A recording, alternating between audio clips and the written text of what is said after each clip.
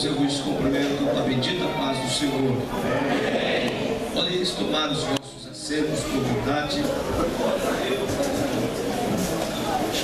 Eu constituí aqui nesse lugar duas amizades que são imprescindíveis na vida de um pregador itinerante, que é o do pastor da igreja e do técnico do som.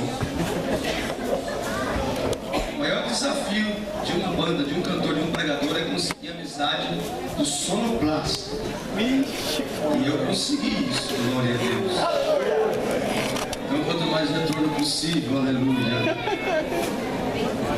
Meus amados, eu quero manifestar a alegria que perpassa o meu coração de estar com vocês nestas duas noites festivas e dizer que muito tem abençoado o Senhor Deus, edificado a minha vida. Estou muito feliz. Algumas coisas peculiares fazem parte, ou fizeram parte, ou vão fazer parte destes 2 dias que aqui nós estivemos. Primeiro, porque eu estou com minha família. Isso é muito difícil por causa dos compromissos.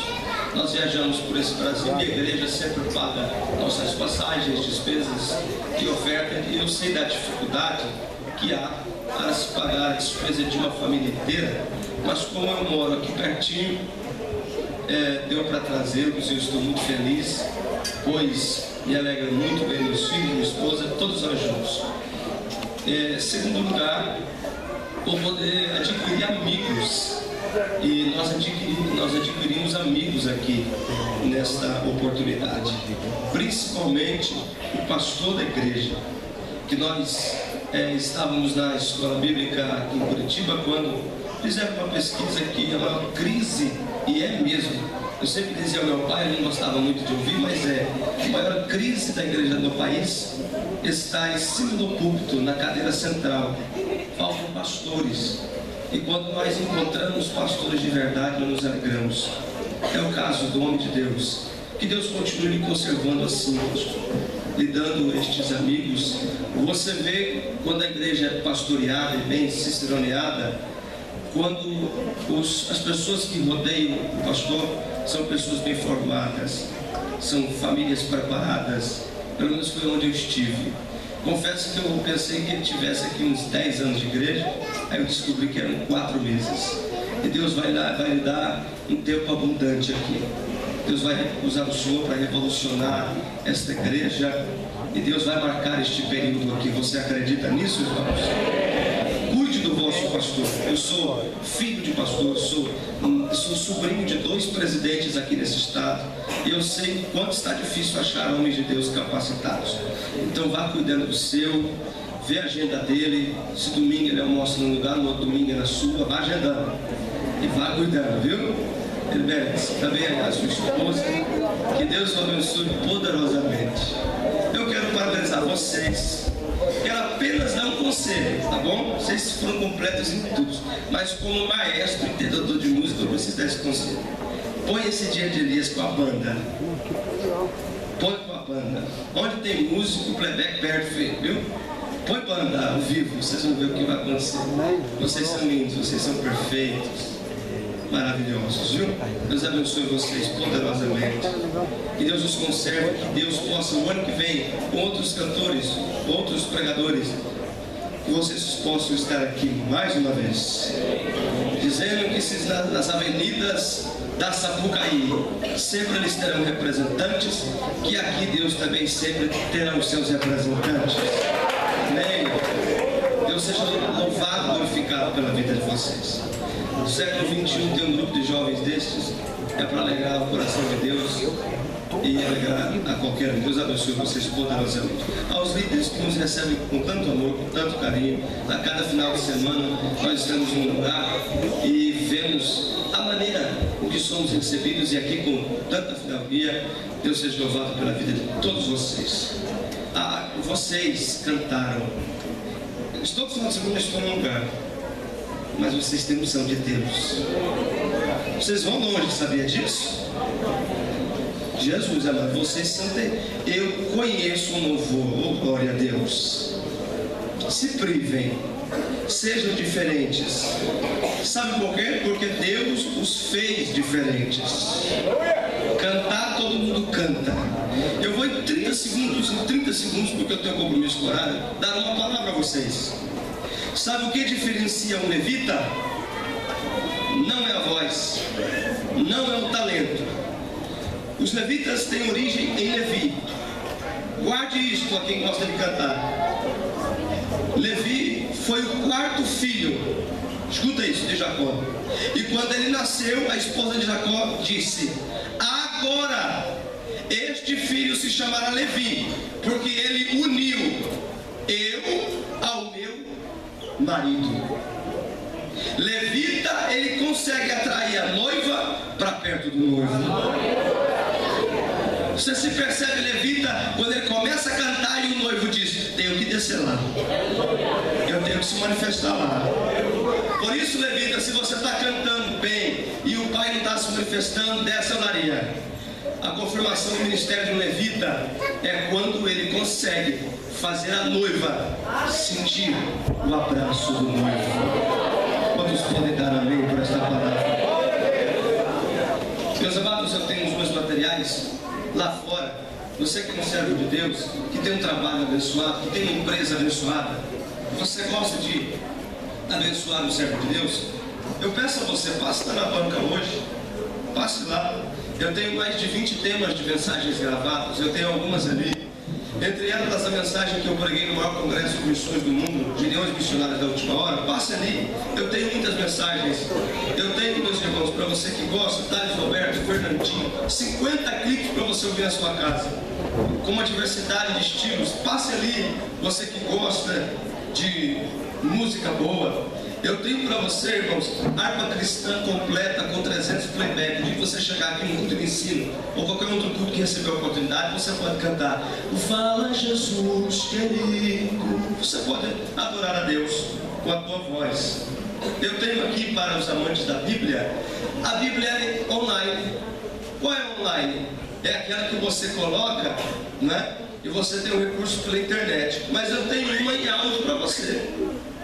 Você não vai precisar da internet, você não vai precisar do computador, você põe lá no teu som e você vai ter Bíblia online, você vai ter Bíblia em áudio, de Gênesis ao Apocalipse, versículo por versículo, material da nossa CPAD, ministrado por Orlando Bairro. E para encerrar, você que quer ir mais além que isso, eu tenho um curso de Champlin, grego, hebraico, aramaico, a história dos hebreus, toda escatologia, teologia sistemática, você que gosta de ir mais a fundo. E para aqueles que não foram ao cinema assistir Deus Não Está Morto, faça um cinema na sua casa, leve o filme Deus Não Está Morto e ganhe almas para o reino de Deus. Quantos vieram desejosos de ouvir uma palavra de Deus? Abra sua Bíblia, por gentileza, vamos correr contra o tempo. Vamos ler a bendita palavra do Senhor na carta de Paulo à igreja de Tessalônica, capítulo de número 4, primeira carta do apóstolo São Paulo, capítulo de número 4, versículo de número 13. Deus seja glorificado pela vida dos irmãos que almoçamos e a todos vocês de uma maneira muito especial. Se estou me esquecendo de alguém, por gentileza, perdoe o companheiro. Graças a Deus. 1 Tessalonicenses, capítulo 4, versículo 13. Eu digo sempre que o pastor da igreja e o pregador tem uma sensibilidade que ninguém tem. E o pastor estava falando sobre algumas conversas paralelas e Deus usou muito. Então vamos obedecer o anjo da igreja após a leitura. Você vai ficar apenas meia hora, 40 minutos no máximo me ouvindo. Tá bom?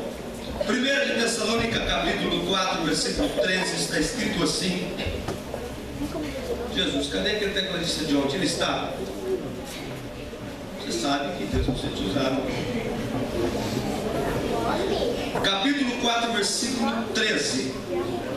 Não quero, porém, meus irmãos, que sejais ignorantes acerca dos que já dormem, para que não se entristeçais com aqueles que não têm mais esperança. Cremos que Jesus morreu e ressuscitou, e assim também cremos que os que dormiram com Jesus, Deus os tornará a trazer com Ele. Dizemos, pois, pela palavra de Deus, que nós, os que ficarmos vivos para a vinda do Senhor, não precederemos os que dormem. Pois o mesmo Senhor descerá dos céus com grande brado de voz de arcanjo e com trombeta de Deus. E os que morreram em Cristo ressuscitarão primeiro. Depois nós, os que ficarmos vivos, seremos arrebatados juntamente com Ele nas nuvens, e para o encontro do Senhor nos ares, e estaremos com Ele para todo sempre. Quem ainda acredita no arrebatamento, diga amém.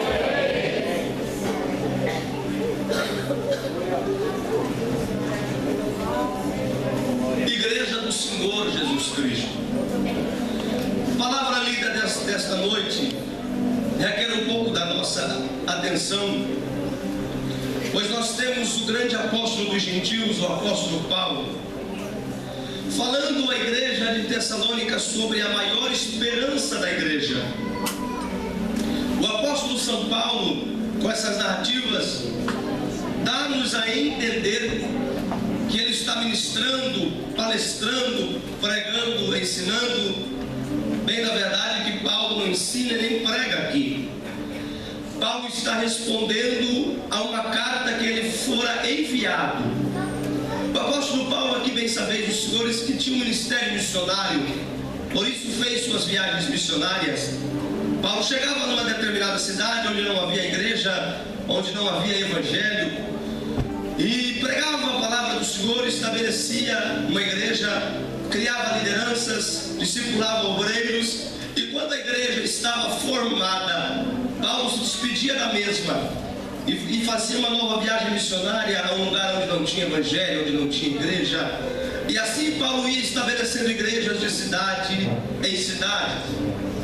E quando a igreja tinha alguma necessidade, ela recorria ao apóstolo Paulo por meio das cartas.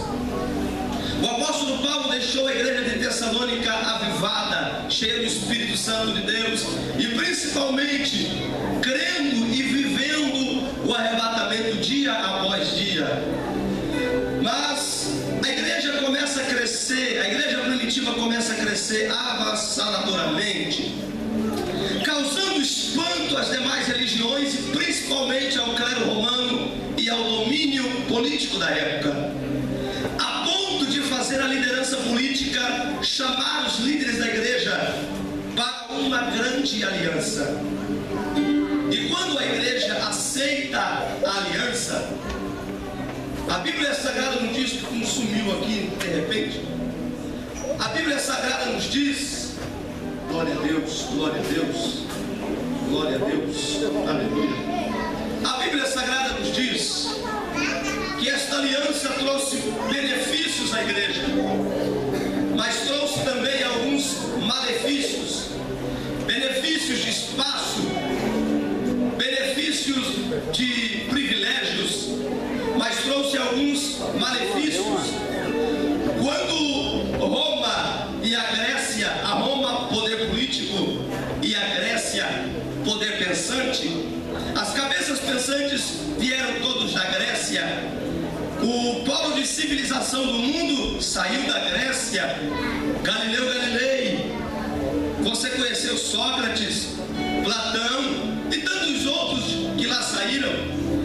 Eles queriam saber que povo era aquele, que evangelho era aquele, e que igreja se levantava com tanta força que num espaço pequeno de tempo já ganhava templos grandes, já arrebanhava e arrebatava multidões.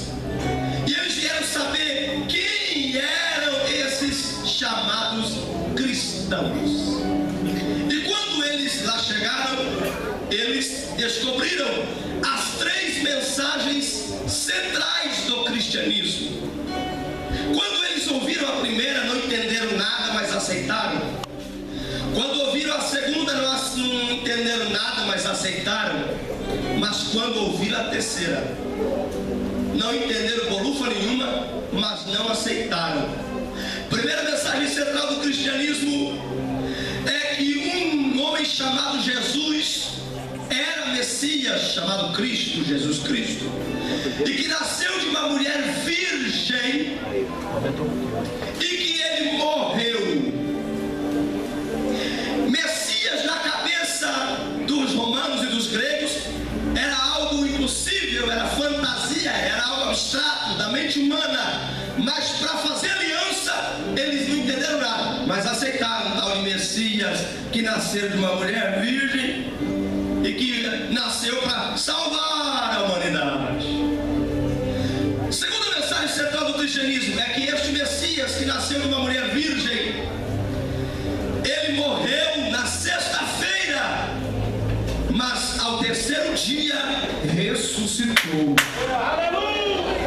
E nunca um grego, um romano, um físico vai aceitar a ressurreição, até porque até hoje a ciência refuta e não aceita e não crê na ressurreição dos mortos.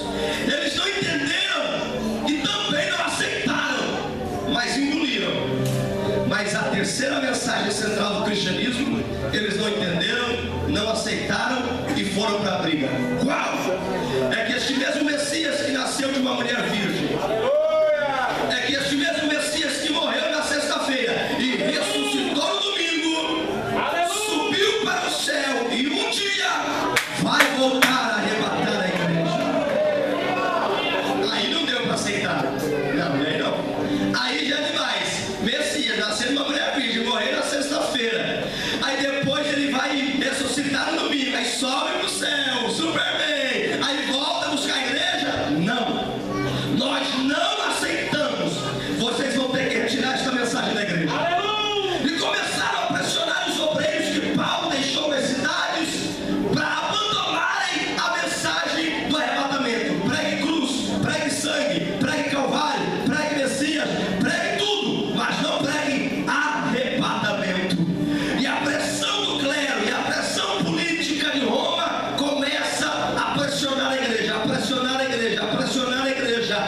Aqueles que têm em qualquer lugar, pé aqui, pé lá, mente aqui, mente lá, crê um pouco e um pouco não crê, começaram a dubiar, a se dividir. Será que Jesus vem mesmo? Acho que essa história começa fiada, né? Acho que Paulo se empolgou num culto pentecostal, a glória de Deus desceu, se empolgou, comeu muita pizza no sábado, se empolgou no domingo, o pastor estava enganado, e alguns começaram a recuar, voltaram atrás. O pastor correu, pegou a caneta, escreveu para Paulo: Paulo, ajuda-me, porque estão me pressionando aqui para voltar atrás da mensagem do arrebatamento. Estão dizendo que eu posso pregar que o Messias nasceu, que ele morreu e ressuscitou, mas não posso pregar que ele vai vir buscar um povo. E Paulo começa a chorar, pastor, ao ler a carta. A igreja que ele deixou falando línguas estranhas, o ciclo de nação que ele deixou cheio de Deus, uma mocidade vibrante, escola dominical cheia, uma igreja ativa, acreditando que um dia os céus se abririam e aqueles que foram fiéis até o fim subiriam ao encontro com ele. Paulo agora chora, pega a caneta e escreve. O pastor avisa a igreja: o apóstolo Paulo vai responder nossas indagações. Se o apóstolo Paulo disser foi produto da minha mente, nós vamos parar de pregar arrebatamento. Mas se Paulo disser que Jesus vem, nós vamos continuar pregando que Jesus vem. A igreja perguntou: quando chega a carta? Tal dia.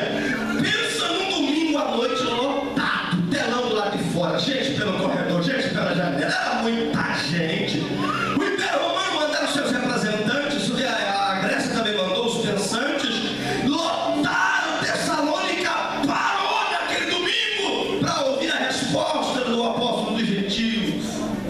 O pastor recebe a carta, sube um púlpito, a igreja toda de pé, e Paulo começa. Paulo abre o manuscrito e ele começa em alto e bom som dizer: